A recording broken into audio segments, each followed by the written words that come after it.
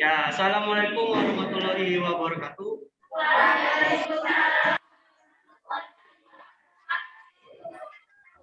Selamat siang.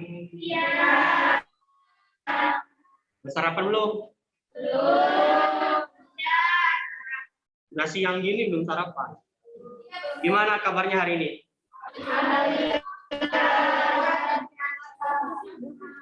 Apa gimana? Terakhirnya gimana? Allahu Akbar atau enggak? Yang tidak hadir siapa hari ini? Masih dengan yang sama? Sama ada izin 2 orang PPDB. Siapa? Mila sama Mila. Mila. Mana kemarin? Enggak ada. Enggak.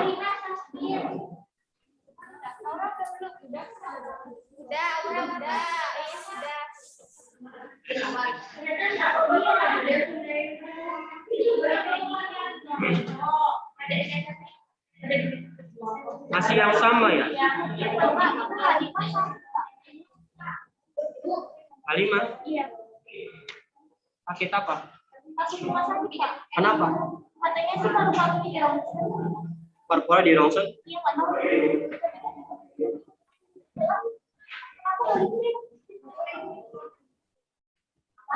Yang PPDB berapa orang berarti? 2 orang. 2 orang. Mila sama PPDB di mana?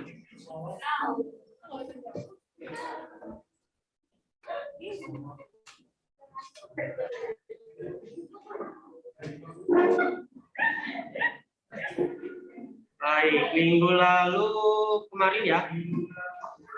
Materinya tentang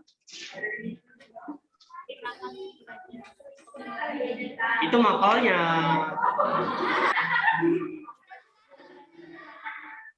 Tentang ya, atau tentang pembelajaran e-learning ya. E-learning.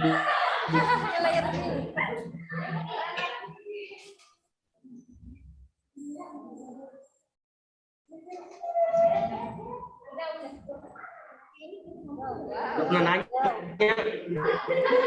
baik. Ya, pembelajaran kita waktu kemarin itu tentang pembelajaran e-learning. Ya, gimana caranya, gimana memakainya, manfaatnya. Ya, apalagi pada saat pandemi sekarang, kita pasti nggak bisa ke sekolah kan? Otomatis kita pembelajarannya jarak jauh melalui berbagai macam aplikasi. Bisa pakai LMS, LCMS, bisa pakai juga SLN. Kalau misalnya pakai aplikasi cendekia, itu modelnya apa? LMS, LCMS, atau SLN? LMS, karena bisa mengorganisasi semuanya, bisa mengabsen, bisa mengirim tugas, bisa evaluasi pembelajaran, ya kan? Kalian bisa melihat materi yang dikirim dari guru, ya, pakainya LMS yang aplikasi cendekia itu. Tapi kalau misalnya Bapak ngasih tugasnya lewat WhatsApp, lewat aplikasi sosial media, berarti model pembelajarannya pakai apa? SLN, Social Learning Network ya, SLN pakainya. Nah, pembelajaran e-learning menggunakan internet itu pasti ada keunggulannya. Selain ada keunggulannya, pasti juga ada kekurangannya, ada kelemahannya. Keunggulannya udah jelas ya, kita jadi terbantu. Apalagi pandemi kan kita nggak bisa belajar di sekolah, pasti membantu banget kan dengan metode e-learning ini. Sekarang apa sih kelebihan-kelebihan lainnya dari proses pembelajaran e-learning? Ya, keunggulan pembelajaran e-learning ada 7. Yang pertama, merupakan media komunikasi yang efektif. Pembelajaran e-learning efektif tidak? Efektif. Efektifnya kenapa? Karena pada saat kalian tidak bisa ke sekolah, kan benar-benar nggak ada pembelajaran dong. Makanya dicari solusi gimana caranya materi itu bisa disampaikan ke kalian, tapi kalian nggak mesti ke sekolah, nggak mesti ketemu guru. Ya ini solusinya. Pakai e-learning dengan berbagai macam aplikasi. Nah, berarti bisa dibilang efektif kan? Yang penting ada pembelajaran. Nggak sama sekali kalian di rumah diem, nggak ngapa-ngapain. Ya, yang kedua cepat. Dan yang ketiga kredibel. Kredibel itu apa? Kredibel itu dapat dipercaya, ya, untuk menyampaikan materi e-learning atau materi pembelajarannya. Jadi keuntungan yang pertama dalam pembelajaran e-learning, yang pertama sebagai media komunikasi, ya, sebagai media komunikasi. Kalau tatap muka kan komunikasinya secara verbal langsung nih, tapi kalau misalnya e-learning kan nggak bisa, jadi harus pakai aplikasi, ya kan? Aplikasi tersebut mendapatkan keuntungan bagi kita bisa berkomunikasi, ya, untuk pembelajaran. Nah, yang kedua, keuntungannya mencakup area yang luas. Di sini mungkin kalian rumahnya ada yang di sana, ada yang di sana, ada yang di ujung sana, ada yang di ujung sini. Proses pembelajaran e-learning mencakup area yang luas. Kalian bisa dikumpulkan di dalam satu titik, contohnya pakai Zoom, dari rumah masing-masing, tentunya dengan perangkat yang masing-masing. Mulailah proses pembelajaran. Ya, areanya luas kan? Kecuali mungkin barangkali kalian yang rumahnya di pelosok, yang rumahnya terpencil, mungkin bakal ada kendala sedikit. Kendalanya apa? Jaringannya kan? Terkendala apanya? Misalnya cuaca. Kalian kan kalau misalnya ada petir segala macam pasti nggak boleh main HP dulu atau segala macam kan?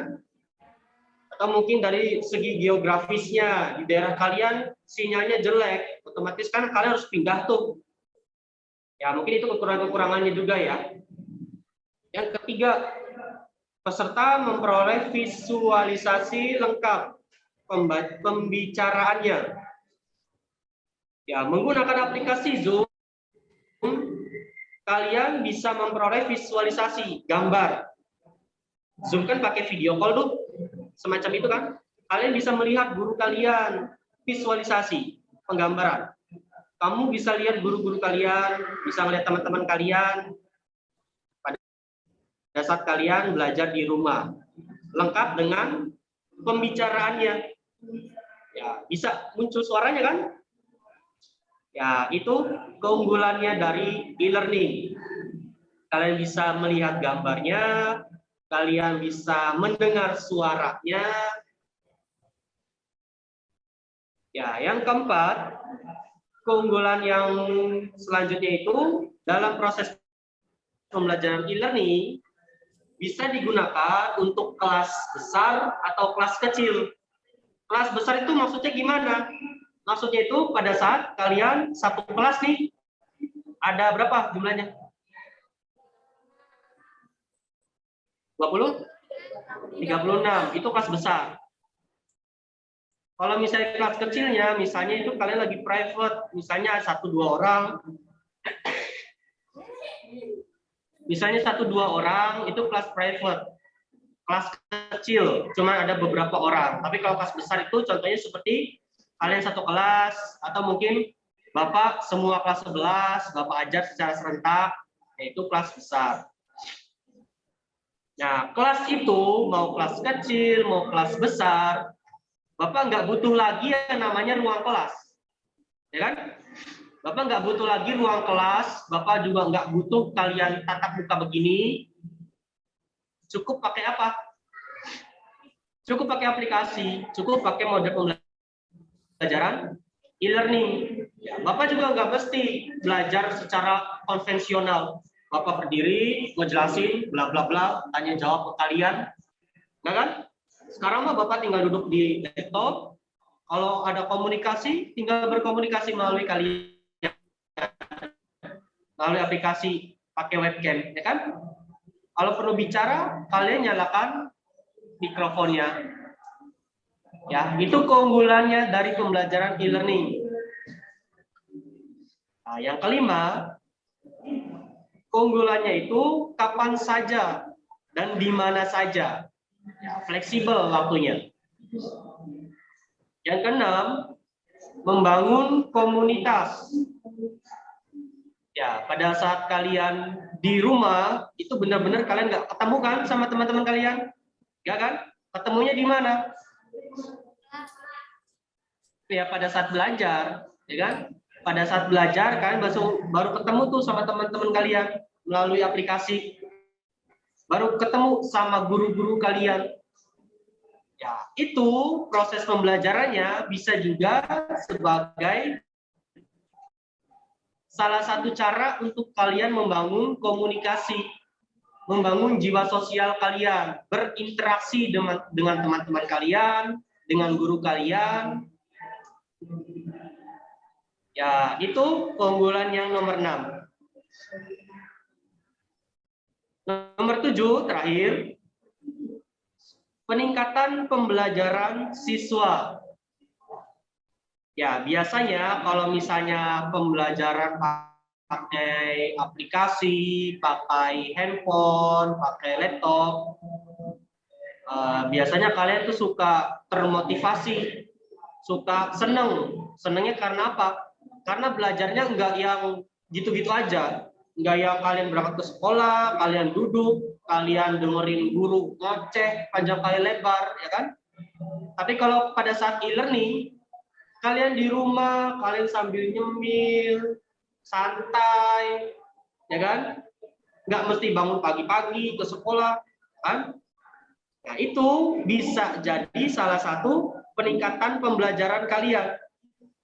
Ya, kalian jadi lebih semangat karena pakai pembelajarannya itu berbasis IT, berbasis internet. Ya, itu keunggulan dari pembelajaran e-learning. Sampai sini ada mau tanya dulu nggak?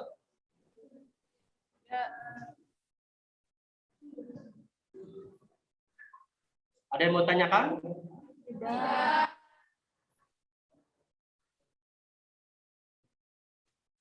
Ya, kalau nggak ada yang mau ditanyakan, Bapak yang nanya deh. Menurut kalian, kalau misalnya pembelajarannya secara PJJ, mau nggak? Mau? Kenapa mau?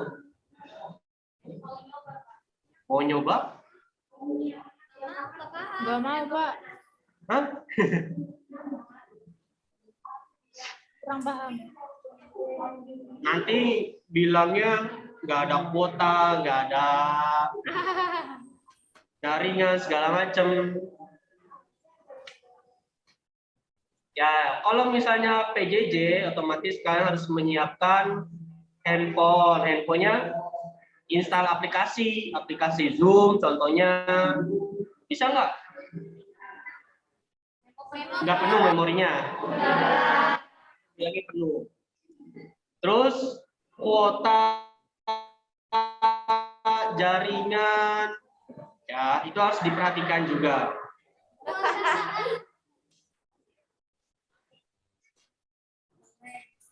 Ya, selain kelebihan pembelajaran e-learning juga punya kekurangan. Contoh kecilnya tadi, Bapak nanya, kalian mau nggak PJJ? Mau. Tapi Bapak balik nanya, kalian handphonenya bisa nggak install Zoom? Kalau misalnya Bapak mau pakai Zoom. Kalian bisa nggak install Google Classroom? Kalau misalnya Bapak mau pakai Google Classroom. Ya, pasti kalian jadi pertimbangan kan? Pak, memorinya penuh. Pak, handphonenya nggak support. Ada kuota. Atau mungkin kuotanya, jaringannya rumah kalian di pelosok mungkin, ada yang di situ pelosok rumahnya. Banyak. Paling jauh di mana? Di mana? Sidawangi atau Kuningan ya? Cirebonnya di mana? Pelangon mah kali jaga Permen. Terus ada Iya, Pelangon ada monyetnya. Bukan yang di kali jaga. Oh beda. Monyetnya beda atau gimana? Oh, sama-sama pelangon, cuman beda tempat. Aku baru tahu ya. Ya, itu kekurangan atau sedikit kelemahan dari proses pembelajaran PJJ. Ya, secara lebih besarnya ini.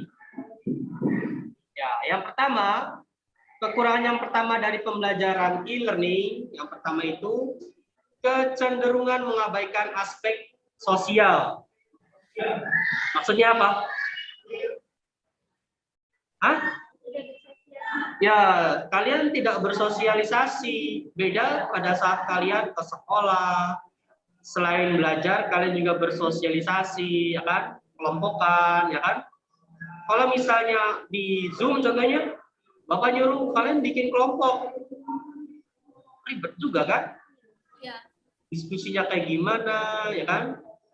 Bahkan aspek sosial berkomunikasi, contohnya pada saat Bapak nyuruh kalian on cam, kadang-kala kalian nggak on cam. Atau yang lebih parahnya, nggak on cam, tapi orangnya nggak di sini juga. Ya kan? Ada yang kayak gitu. Atau mungkin hadirnya pada saat pengabsenan aja.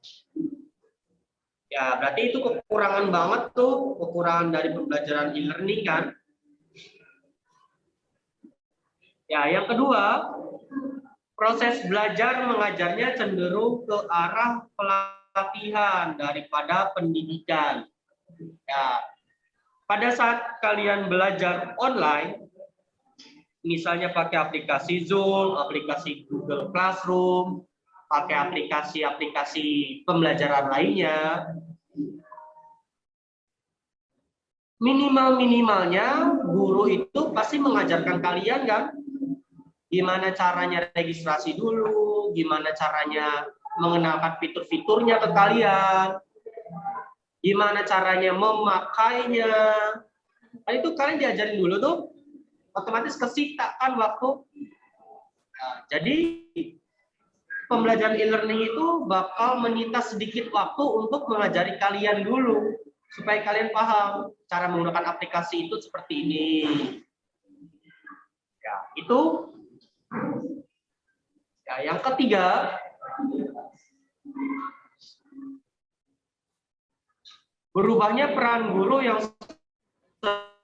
semulanya menguasai teknik pembelajaran konvensional. Konvensional tuh yang misalnya guru masuk, terus ngasih materi, ngasih tugas, selesai, itu pembelajaran konvensional. Tetapi di era pandemi sekarang, guru itu dituntut juga, entah yang senior, entah yang junior, yang masih muda, dituntut untuk menguasai pembelajaran berbasis ICT atau berbasis ilmu teknologi, ya, memakai berbagai macam aplikasi pembelajaran supaya pembelajarannya bisa aktif. Ya, biarpun guru-guru yang udah senior juga harus bisa, mau nggak mau harus bisa. Karena pembelajarannya kan pakai PJJ. Ya, yang keempat, siswa yang tidak mempunyai motivasi belajar cenderung gagal. Maksudnya gimana gagal? Kalau misalnya kalian nggak punya motivasi dari diri sendiri, kan kalian di rumah nih, pakai pembelajaran e-learning. Kalau misalnya kalian nggak punya motivasi, jam segini waktunya belajar nih, waktunya buka Zoom nih. Tapi kalian masih asik main, masih asik nonton TV, main game. Gak ada yang ngasih tahu, ngegubrak-gubrak tuh. Kalau di sekolah kan, masuk jam belajar, jam istirahat selesai. Kalau di rumah ada nggak yang kayak gitu? Sama orang tua kayak gituin nggak? Jarang, ya kan? Bahkan orang tua pun kalian mungkin sibuk. Di rumah ditinggal sendirian. Orang tua kalian kan belajar, kerja kan? Ya, di rumah kalian nggak ada yang memantau. Nah, kalau kalian tidak mempunyai motivasi untuk belajar sendiri, kemauan kalian, ya nanti akan susah. Karena guru kan nggak mungkin ke rumah kalian, belajar masuk ke Zoom. Nggak mungkin kan? Makanya guru mas selalu nunggunya di Zoom aja. Siapa yang punya motivasi belajar yang tinggi, ya tepat waktu. Niat, pakai baju rapi, siapin buku, siapin segala macam, mulai belajar, mulai on cam. Ya, kalau yang nggak punya motivasi kan acuh aja, bahkan nggak ikut Zoom, cuma absen doang.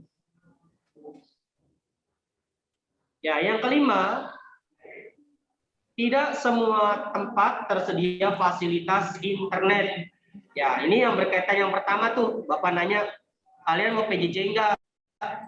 Mau, tapi kalian nggak mempertimbangkan rumah kalian mungkin yang di pelosok jaringannya jelek, ya, atau mungkin di rumah kalian tidak tersedia provider yang kalian pakai, misalnya Telkomsel nggak nyampe ke rumah kalian atau provider yang lainnya, ya itu kan jadi kendala juga.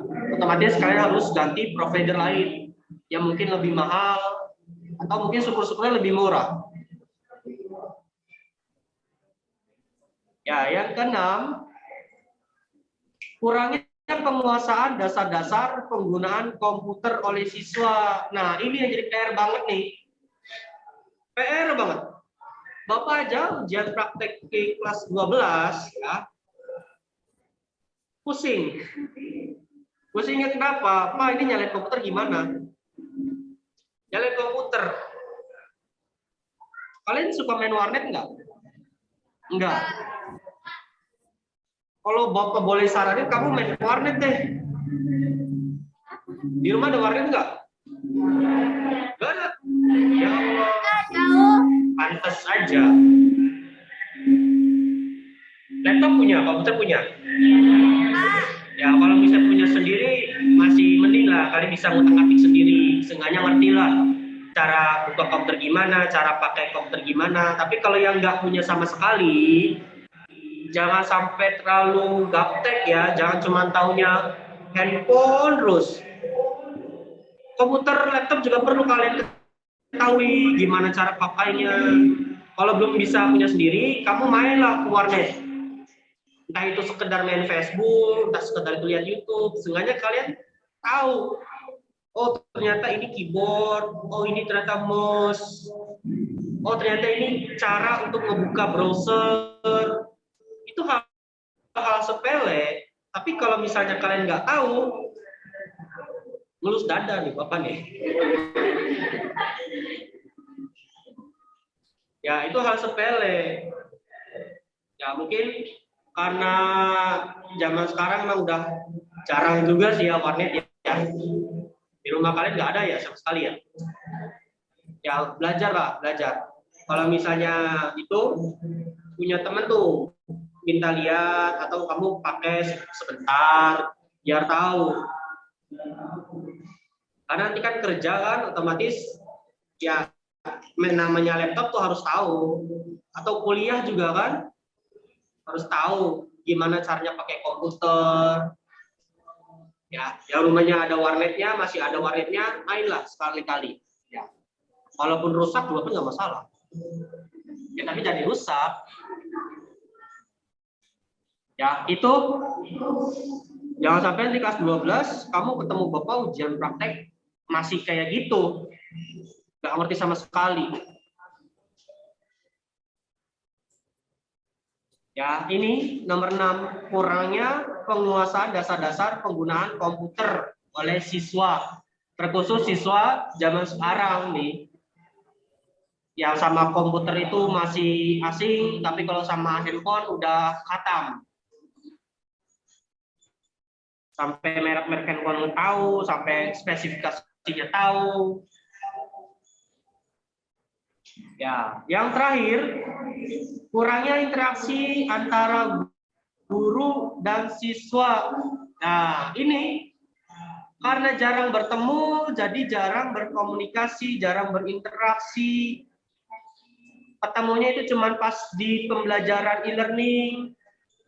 Bahkan kalau misalnya ada materi, nggak nanya ke gurunya, nggak ngechat ke gurunya, atau bertanya pada saat pembelajarannya, cuma iya-iyanya aja, paham-pahamnya aja, tapi nggak ngerti. Nanti giliran ditanya pembelajaran e-learning efektif nggak? Bilangnya nggak efektif. Materinya nggak dijelaskan. Materinya nggak sampai. Padahal kan kalian sendiri yang udah tahu nggak paham, tapi nggak nanya. Ya kan? Itu kurangnya interaksi sama guru.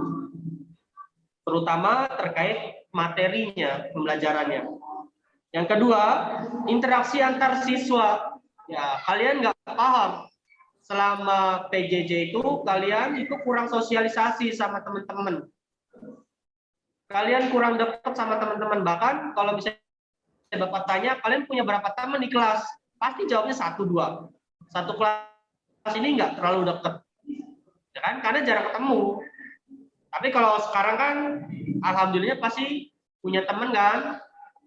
Kalau berteman semua kan ini. Ya, karena sering ketemu. Ya, sampai sini ada mau tanya dulu nggak?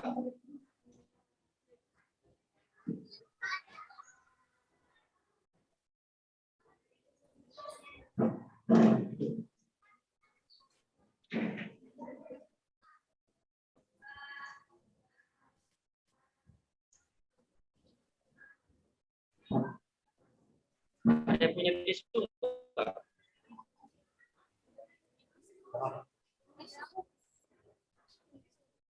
Tisu.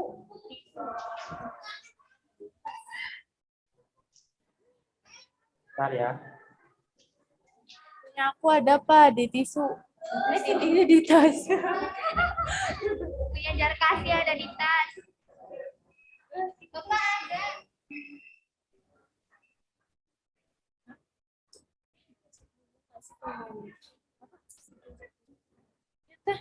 Ininya enggak.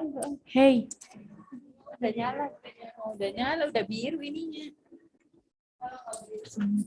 Yang di kelas sebelah kedengeran Kak. Bisa ditanya.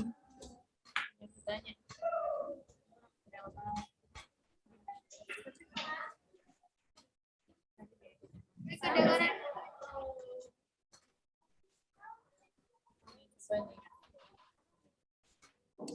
Kedengeran nggak, woi?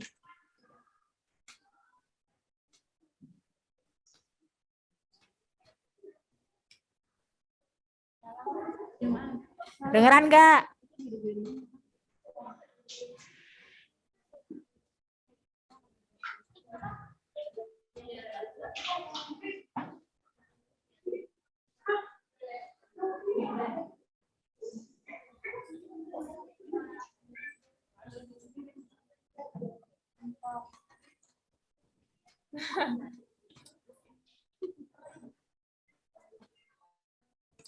Ini nggak kedengeran.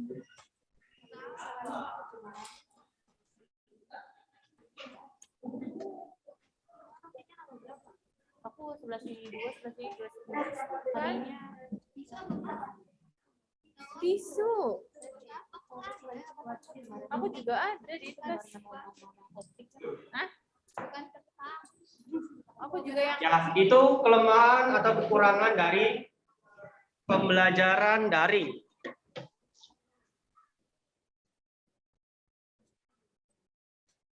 ya, udah.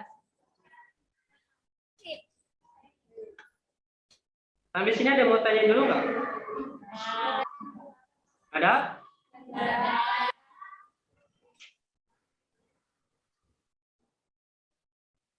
Ya, kalau nggak ada, Bapak punya sedikit kuis.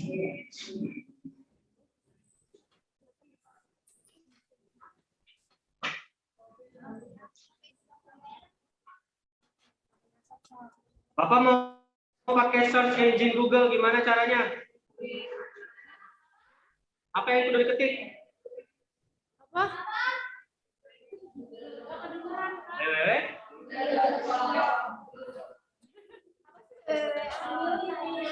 www. Web.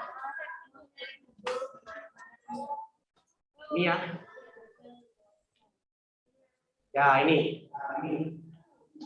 Sekarang Bapak mau buka soal kuis dari website kuis. Tahu? Kuisis tahu? Tahu gimana caranya? Bapak mau membuka soal materi, tapi dari kuisis. Gak mau ngelihat dari website lain. Gimana caranya? Buka materinya, bukunya. Contohnya Bapak mau nyari materi soal latihan materi kolaboratif tapi dari kuisis. Gimana? Pakainya site ya. Ya, site-nya terus quizzes.com gitu ya. Kalau mau mencari sesuatu terkhusus di situ materinya, tinggal pakai sintak site. Kalau misalnya mau dapatnya dokumennya, pakai sintak field type. Ya, itu ya. Kita lihat betul nggak? Ya, betul kan? Quizzes tuh. Ini kita dapat tampilan dari database google.com. Indeks konten yang dihasilkan seperti apa? Terdiri dari apa? Halaman web, terus judul, deskripsi. Nah, itu ya indeks konten.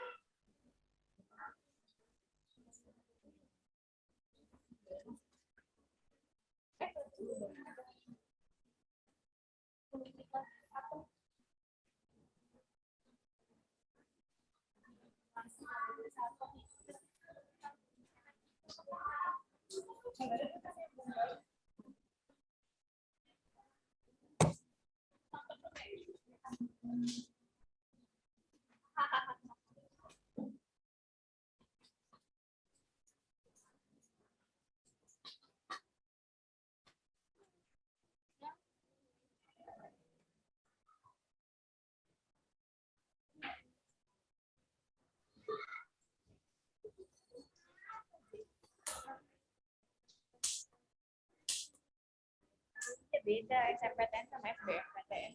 Saya nggak tahu. Ya, betul. Ya.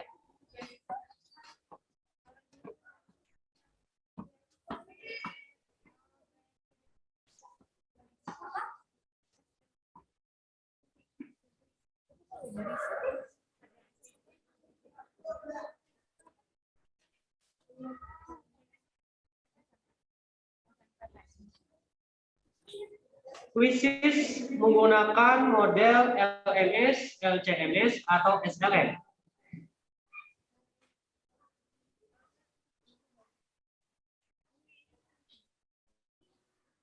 Pakainya apa? LCMS, kenapa? Ya, hanya berisi pengembangan materi aja kan? Kalian mengerjakan materi aja kan? Nggak bisa kan di sini mengabsen siswa segala macam. Ada yang pernah pakai quizzes nggak? Misal guru lain? Mapel apa? Rumus ya.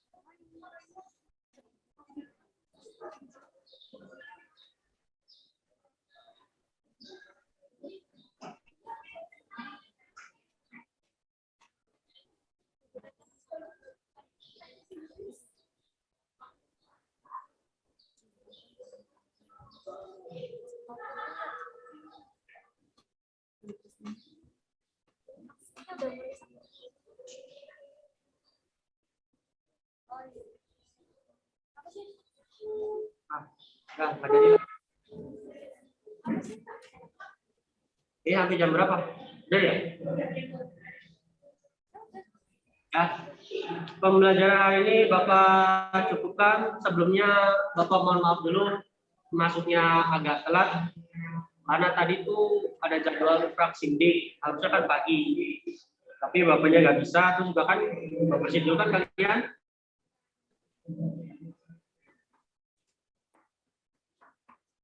Paginya tuh ya, jadi Bapak masuknya telat. Kalau sudah Bapak akhiri. Assalamualaikum warahmatullahi wabarakatuh. Waalaikumsalam.